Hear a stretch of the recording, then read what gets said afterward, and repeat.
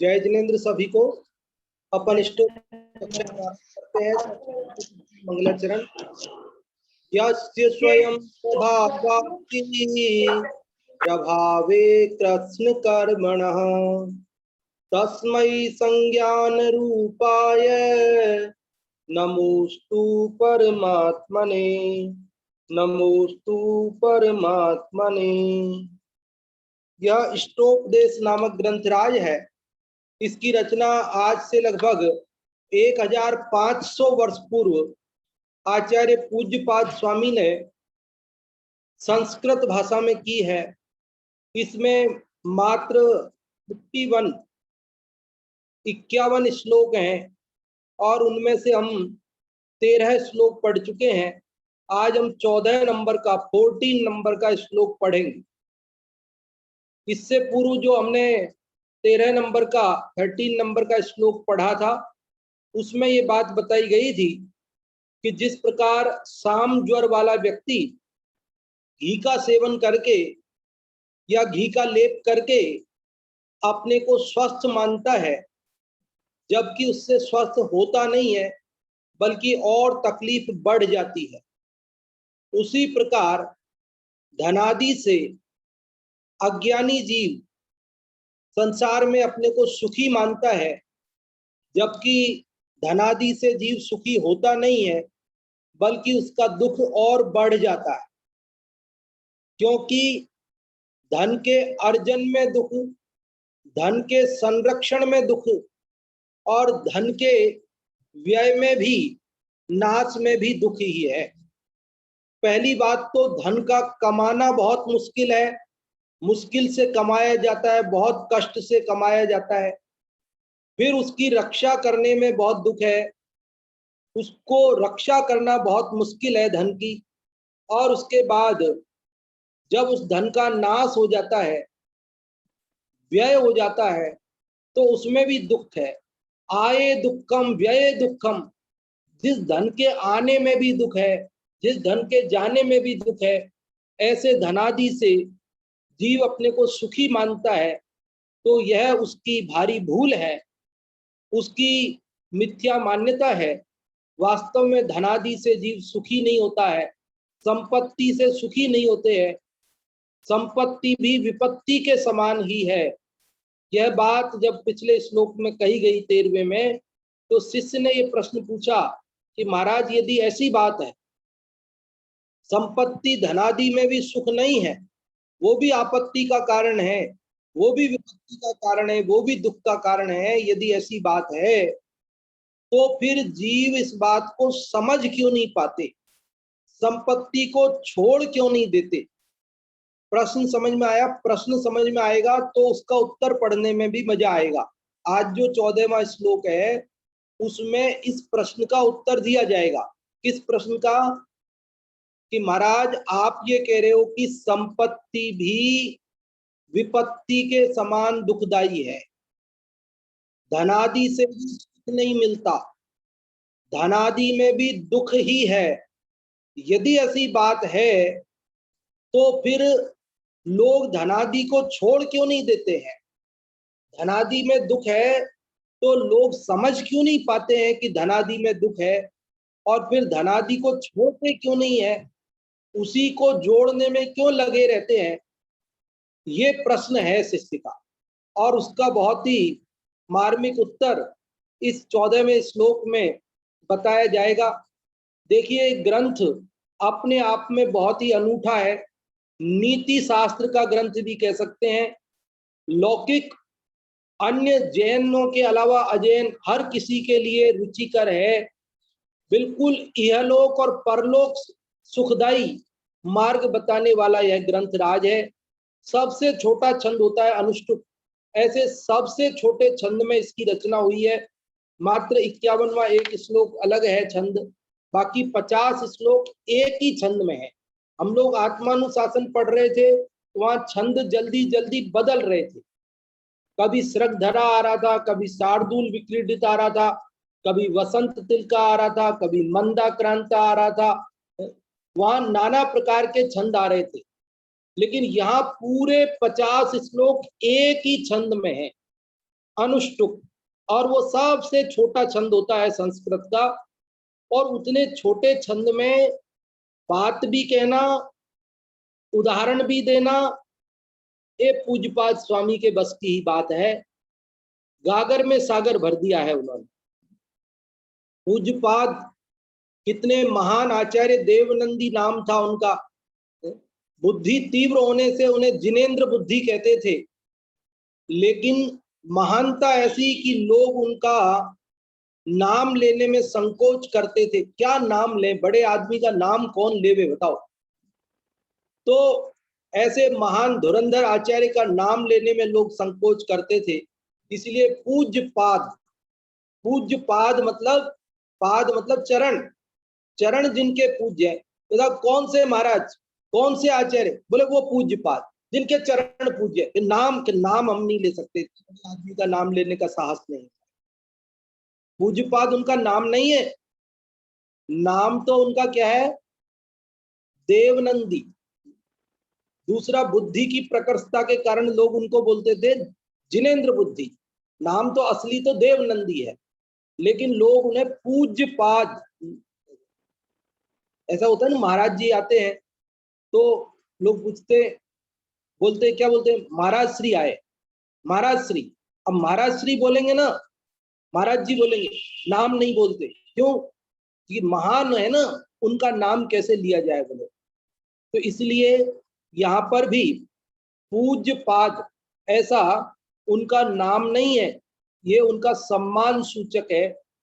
वो देवों के द्वारा एक बार उनके चरणों की पूजा की गई थी, वो तो अपन ने शुरुआत के परिचय में समझा था, लेकिन वो कोई उनका नाम नहीं है, बल्कि उनकी महानता का द्योतक है कि लोग जैसे कुंद कुंदाचार्य भी, कुंद कुंद उनका नाम थोड़ी था, वो तो कोंड कुंदपुर गांव के रहने वाले थे, वहां उनका जन्म हुआ था।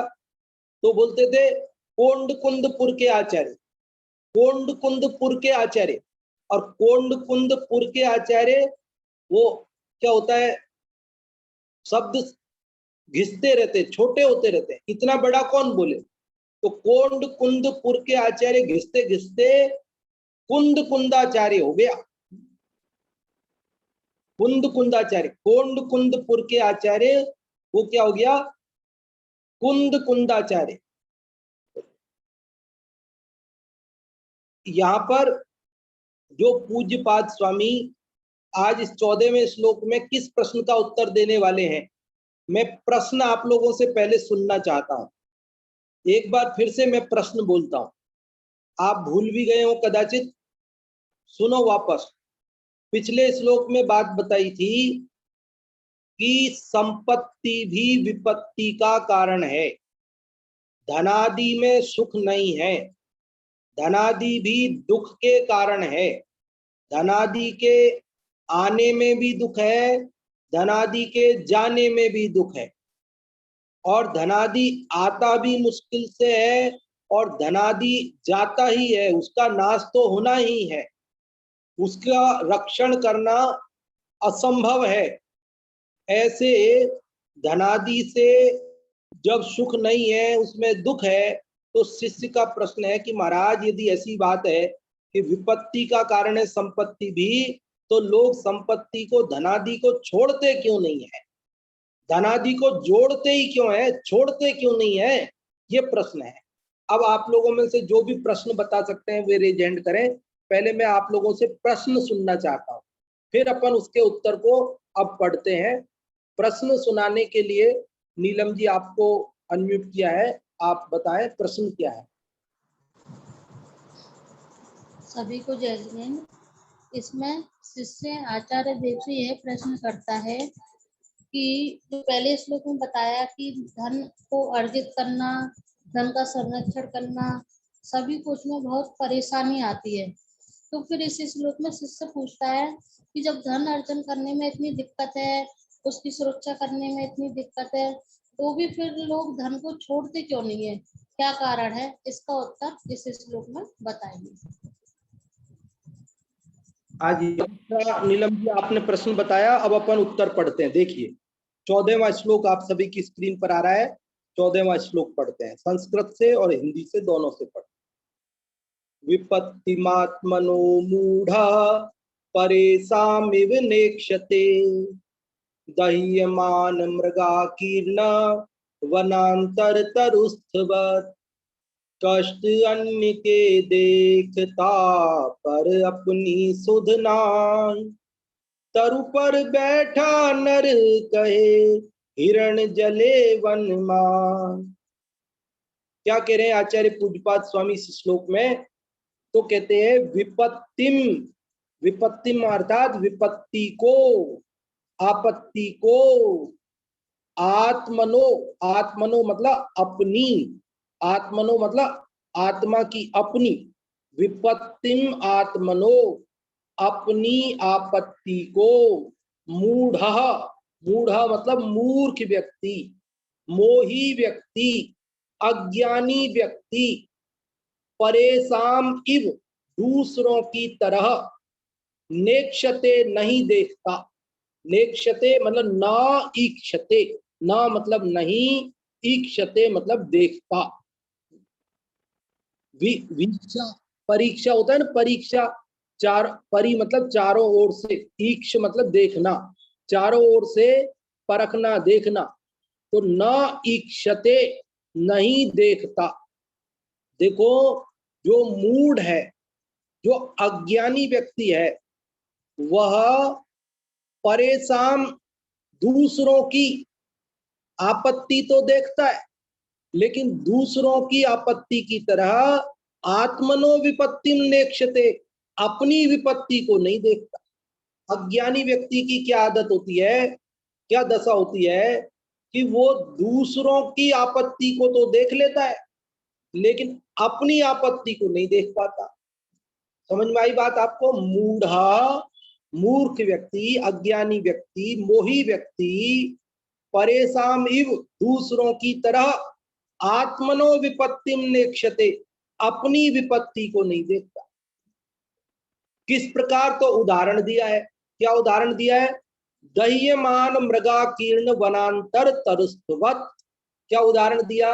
अब ये पूरी लाइन एक ही शब्द हो, है ना, इसलिए आपको थोड़ी कठिन लगती होगी, लेकिन अपन इसके खंड करके, टुकड़े करके, संधि विच्छेद करके समझते हैं।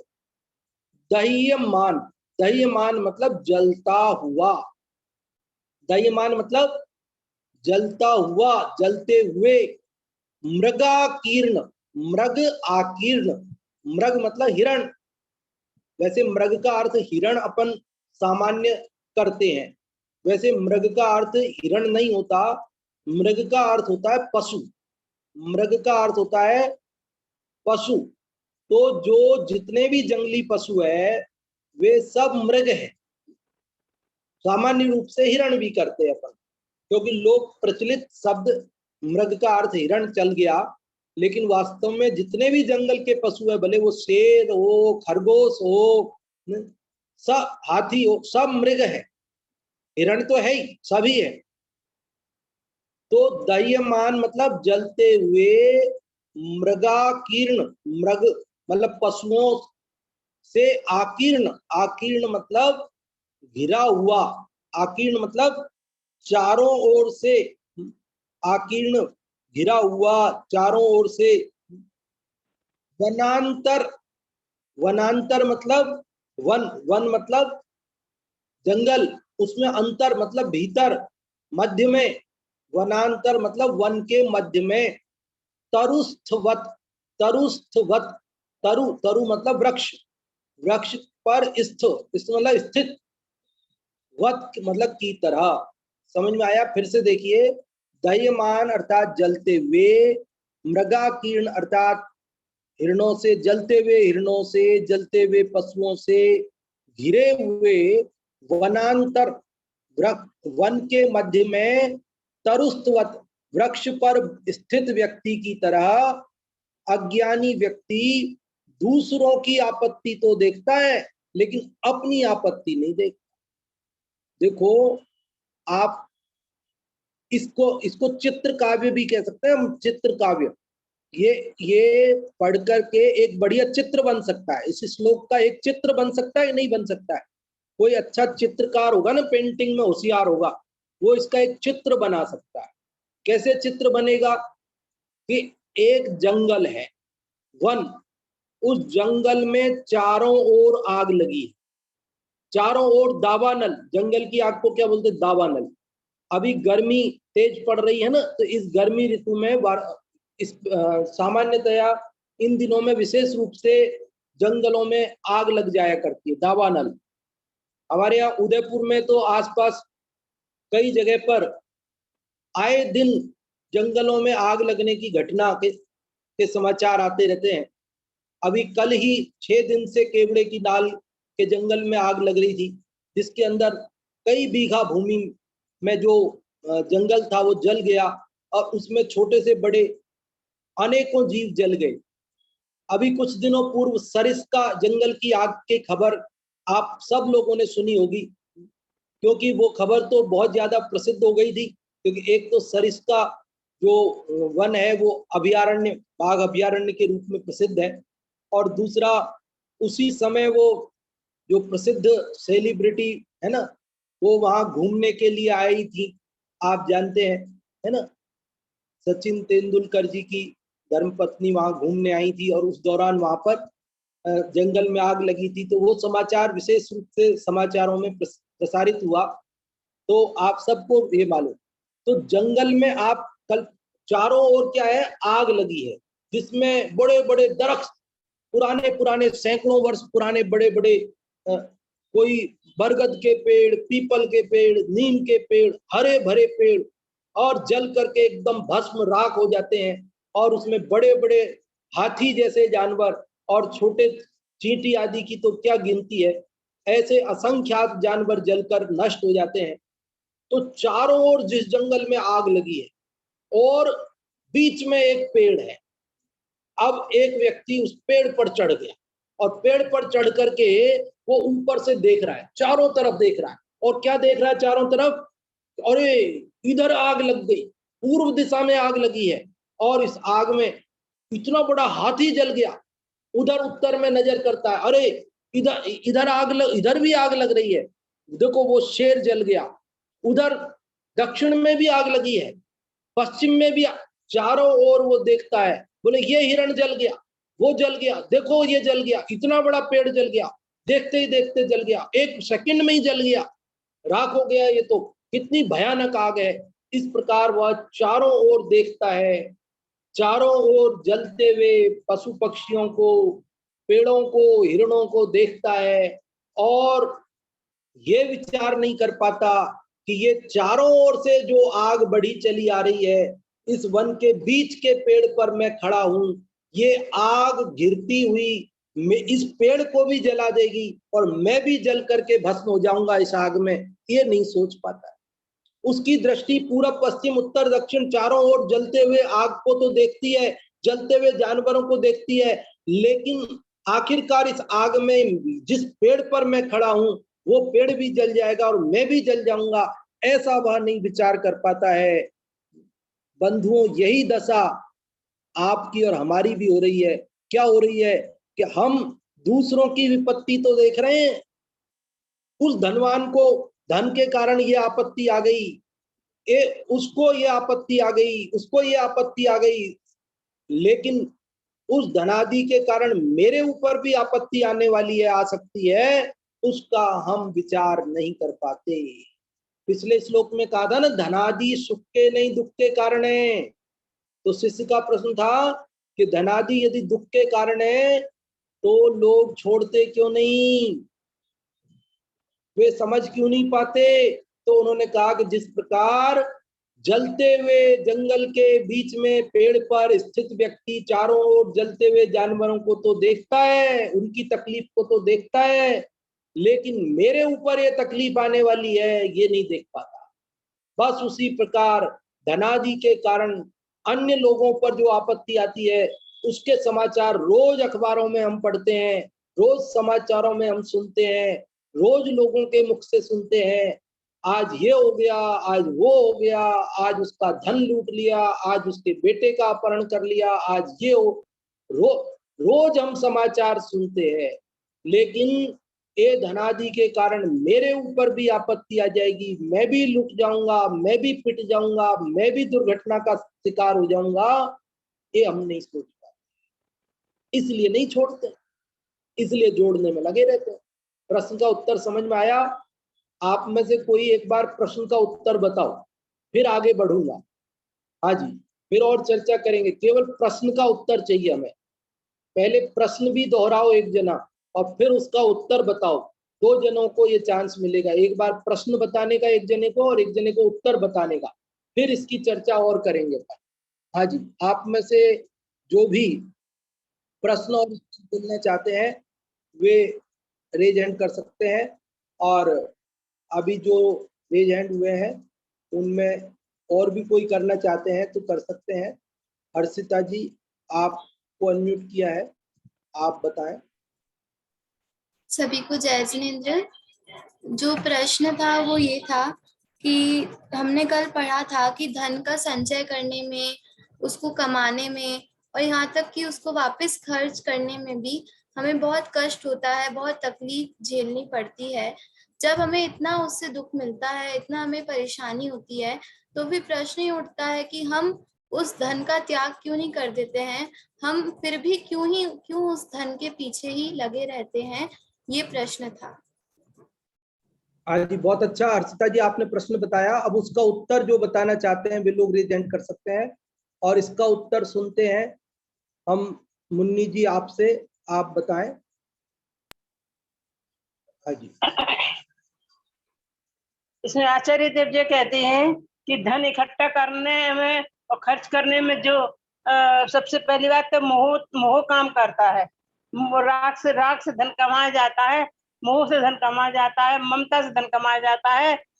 धन, वो व्यक्ति धन कमाने के लिए कैसा भी कुछ भी करने को तैयार रहता है, मेहनत करेगा, मजदूरी करेगा, बहुत कमाएगा, और फिर कमा लिया और रखने की सुरक्षा है, भय रहता है उसका, कहीं चोर न ले जाए, कुछ हो ना हो जाए। अच्छा, उसके बाद में क्या है, वो धन तो कमाएगा, खर्च भी करेगा, मगर दान भी देगा, सब कुछ करेगा, मगर वो किस उससे कमा रहा है धन? अन्याय से, अनीति से कमा रहा है। कैसे कमा रहा है धन? मगर धन कमाएगा, बस उसको तो धन कमाने की मोह उसका बड़ा काम करता है। इसमें सबसे बड़ा मोह काम करता है धन कमाने में। हाँ जी, आपने उसका राग प्रयास किया। अभी हम नीलम जी से भी इसका उत्तर सुनते हैं। नीलम जी, आप बताएं।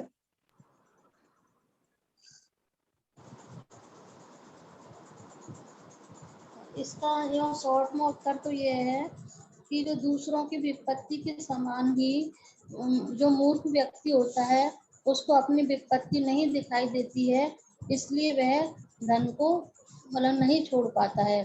और डिटेल में इसको उत्तर के लिए मैं इसका पूरा अर्थ बता देती हूँ श्लोक का। विपत्ति मात मनोमूढ़ है, परेशा मिगुनिच्छते, दह्यमान मृगाकीर्ण वनांतर तरुस्तवत्।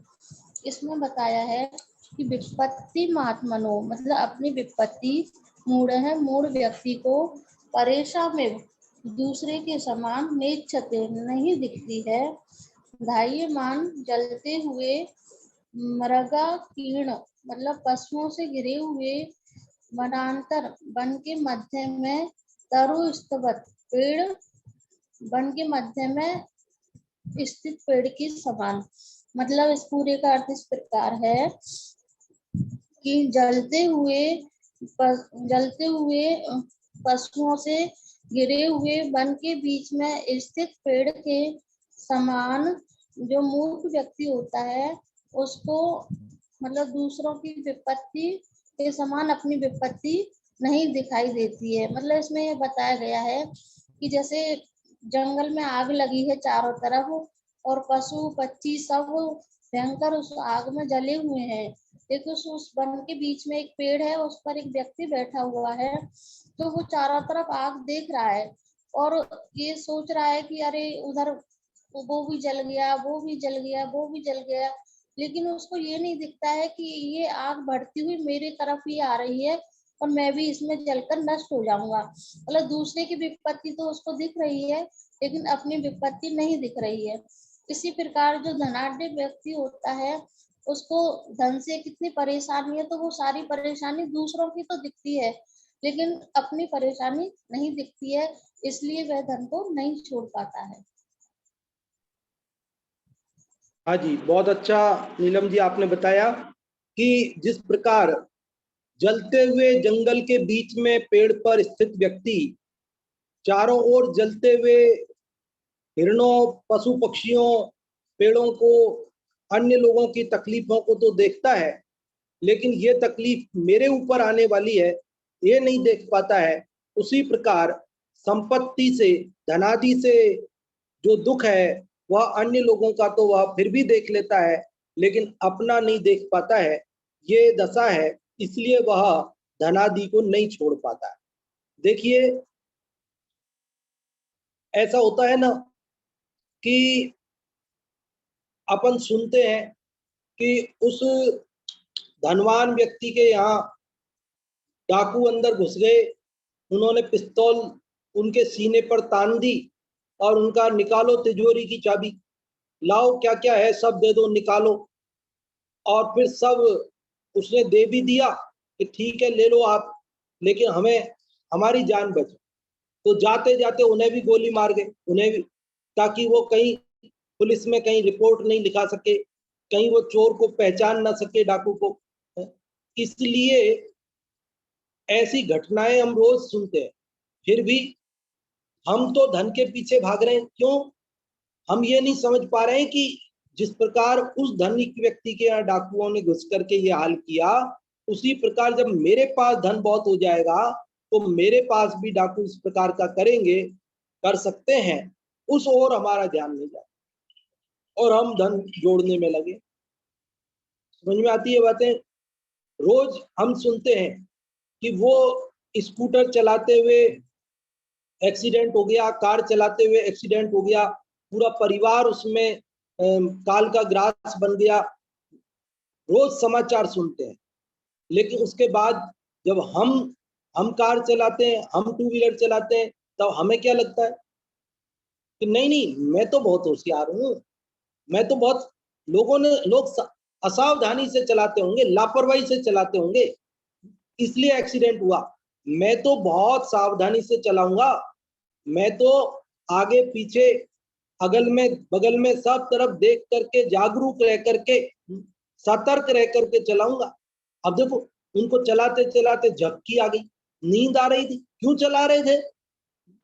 मैं तो जब झपकी आएगी तो रुक जाऊंगा, मैं तो थोड़ी देर रेस्ट कर लूंगा, सो लूंगा, मैं इस प्रकार की दशा होने नहीं दूंगा, ऐसा वह विचार करता रहता है।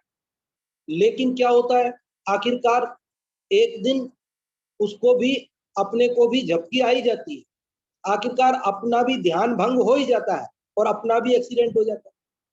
काश ये बात हमने पहले ही समझ ली होती, लेकिन हमारी स्थिति ये है कि हम दूसरों के एक्सीडेंट के समाचार सुनकर संभलते नहीं है।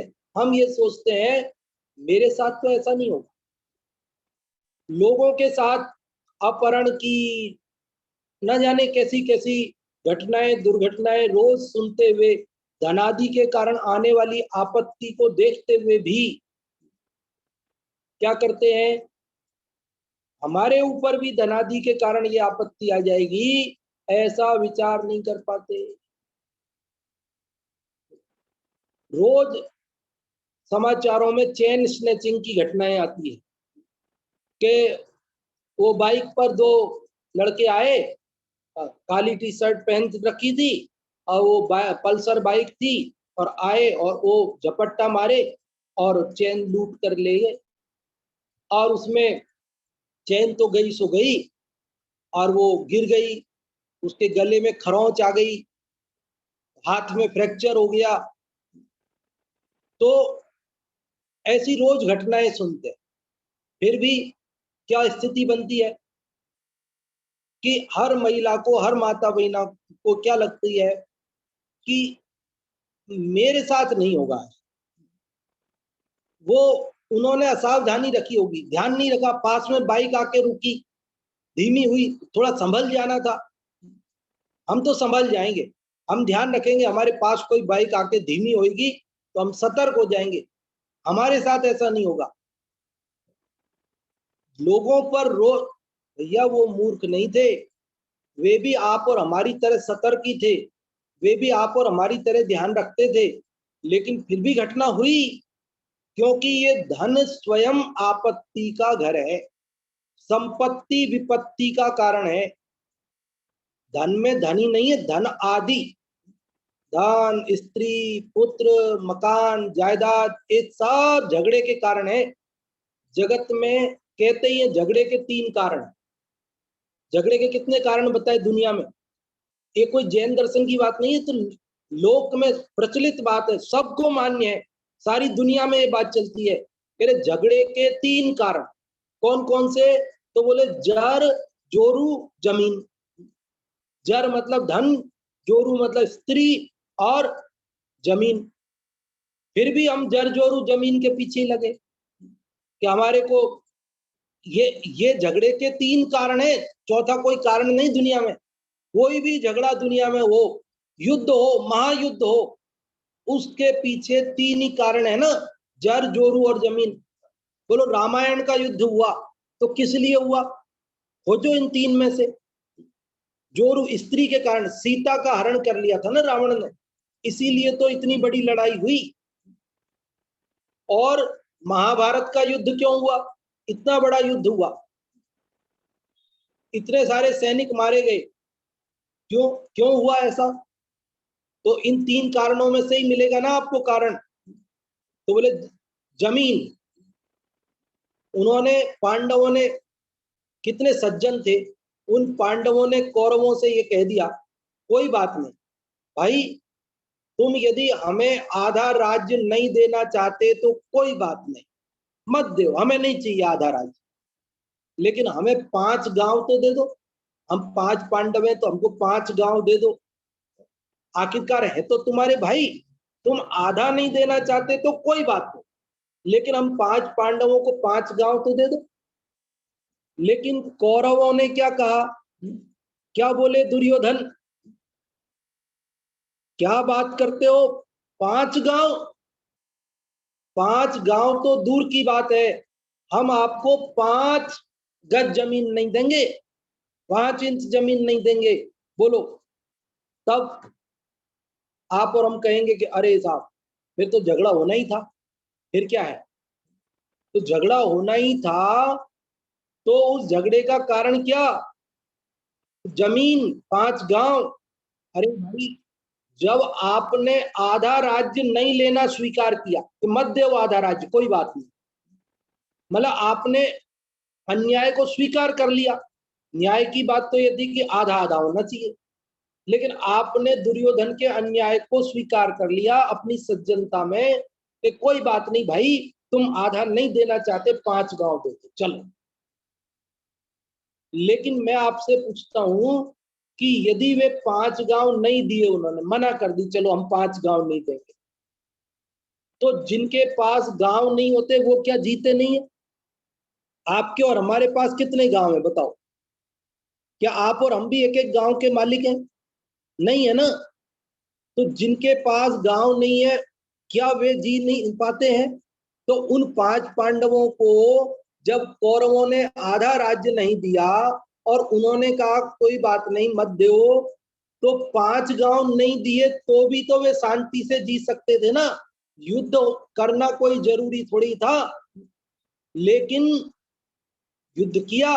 क्यों? क्योंकि उसका कारण भी उस जर, धन और जमीन का जो मोह था। 5 गांवों का ही साम्राज्य सही, पर साम्राज्य तो चाहिए, 5 गांवों का ही मालिकाना हक, जागीरदारी मिले भले, पर इतनी सी तो मिलनी चाहिए। ये जो जीव का मोह है ना, अज्ञान है, इस अज्ञान के कारण ये सारे झगड़े होते हैं। आप ये नहीं समझना कि हम पांडवों की बुराई कर रहे हैं। पांडव तो महान थे, पांडवों वो भी तो आप और हमारी तरह, वो भी तो लोक लोक मतलब मुक्तिगत तो नहीं थे ना, भगवान तो नहीं थे ना, इसलिए वहां इस प्रकार की घटना घटना स्वाभाविक है। लेकिन उनकी महानता में कमी नहीं आती है इस बात से। वे तो पांचों पांडव मोक्ष जाने वाले हैं, उनमें से 3 तो मोक्ष चले गए हैं। जैन दर्शन के अनुसार 5 पांडवों में से 3 तो उसी भाव से मोक्ष चले गए, और 2 जो नकुल सहदेव हैं वे अभी सर्वार्थ सिद्धि में गए हैं। स्वर्ग में जो उत्कृष्ट सबसे ऊपर के स्वर्ग हैं, सर्वार्थ सिद्धि, वहां गए हैं, और वहां से एक भवावतारी है, मनुष्य बनेंगे, मुनि बनेंगे और मोक्ष जाएंगे नियम से एक भव में। तो ऐसे पांचों पांडव महान हैं, हम उनकी निंदा नहीं कर रहे, लेकिन हम तो केवल इतनी बात बता रहे हैं कि इतने महानता होते हुए भी युद्ध हुआ, और श्री कृष्ण जैसे महान नारायण वहां इतने समझाने वाले दोनों को, फिर भी युद्ध हुआ। और उस युद्ध का कारण क्या? तो जर जोरू जमीन में से ही तो निकला ना। तो ये जर जोरू जमीन झगड़े की जड़ है धनादि, धनादि में जर जोरू जमीन सब आ गया इसमें, धनादि में। तो ये सब दुख के कारण है, लेकिन लोग छोड़ते क्यों नहीं? इस प्रश्न का उत्तर दिया कि हम दूसरों की विपत्ति तो देखते हैं, अपनी आपत्ति नहीं देख पाते हैं। जैसे जंगल में, जलते हुए जंगल के बीच में वृक्ष पर खड़ा हुआ व्यक्ति चारों ओर जलते हुए वृक्षों को, पशुओं को देखता है, ये जल गया, वो जल गया, ये जल गया, वो जल गया। हम रोज अखबार में पढ़ते हैं, वो चले गए, ये चले गए, उनका एक्सीडेंट में मरण हो गया, उनका कोरोना से निधन हो गया, उनका कैंसर से मरण हो गया, उनको हार्ट से बैठे बैठे चले गए। रोज हम समाचार, लेकिन मैं भी ऐसे ही एक दिन चले जाऊंगा, ये विचार नहीं करता। एक सुंदर श्लोक नीति में आता है, करिष्यामि करिष्यामि करिष्यामि इति चिंतया मरिष्यामि मरिष्यामि मरिष्यामि इति विस्मृत। ये करूंगा, ये करूंगा, ये करूंगा, ऐसे चिंतन में लगा हुआ व्यक्ति मैं एक दिन मरूंगा इस बात का विचार नहीं कर पाता है। अभी ये कर लिया, अब ये करना है, अब ये करना है, इस बेटे की शादी करानी है, ये मकान बनाना है, इसको दुकान खुलानी है, रोज कुछ ना कुछ कराने, ये करना है, ये करना करना करना तो याद रहता है, लेकिन मुझे मरना भी है, मेरी आयु पूर्ण होने वाली है, ये विचार नहीं। मेरे ये जो भाव हो रहे इनका क्या फल लगेगा, ये खबर नहीं।